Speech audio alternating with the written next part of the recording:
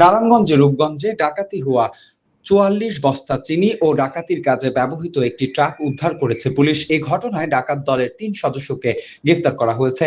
রোববার সংবাদ সম্মেলনে রূপগঞ্জ থানার ওসি AHM সালাউদ্দিন জানান, গত ২ জুলাই ডিবি পুলিশ পরিচয়ে ৩২০ বস্তা চিনি বোঝাই একটি ট্রাক ডাকাতি করা হয়। পরে গোপন সংবাদের ভিত্তিতে শনিবার রাতে গোলাকাইন্দাল এলাকায় অভিযান চালিয়ে ৪৪ বস্তা চিনি, একটি ট্রাক উদ্ধার এবং ৩ ডাকাত সদস্যকে গ্রেফতার করা হয়। গ্রেফতারকৃতদের আদালতে পাঠানো হয়েছে এবং ঘটনার সঙ্গে জড়িত অন্যদের গ্রেফতারের অভিযান অব্যাহত রয়েছে। গত ২/৭/২০২৬ তারিখ রূপগঞ্জ থানাধীন এশিয়ান হাইওয়ে গোলাকান্দা এলাকা থেকে একদল ডাকাত তারা ডিবি পুলিশের পরিচয় দিয়ে চিনি বোঝাই একটি ট্রাক ডাকাতি করে। এখানে তারা ডাকাতরা চিনি বোঝাই ট্রাকটি নিয়ে গিয়ে ওই ট্রাকে থাকা ড্রাইভার এবং হেল্পার তাদেরকে কাঞ্চন এলাকায়, কাঞ্চন ব্রিজের পাশে একটা জায়গায় ফেলে রেখে চিনি বোঝাই ট্রাকটা নিয়ে যায় ৩২০ বস্তা চিনি সহ।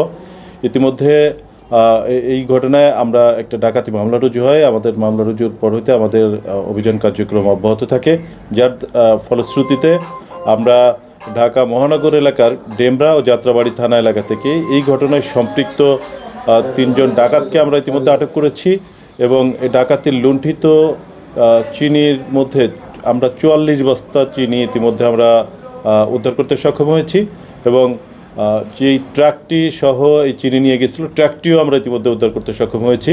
তো বাকি যে ডাকাত দলের সদস্যরা এখনও আমরা গ্রেপ্তার করতে পারিনি, তাদের গ্রেপ্তারের যে অভিযান এটা অব্যাহত রয়েছে। ইতিমধ্যে তারাও গ্রেপ্তার হবে এবং আইনের আওতায় আসবে অচিরেই ইনশাল্লাহ।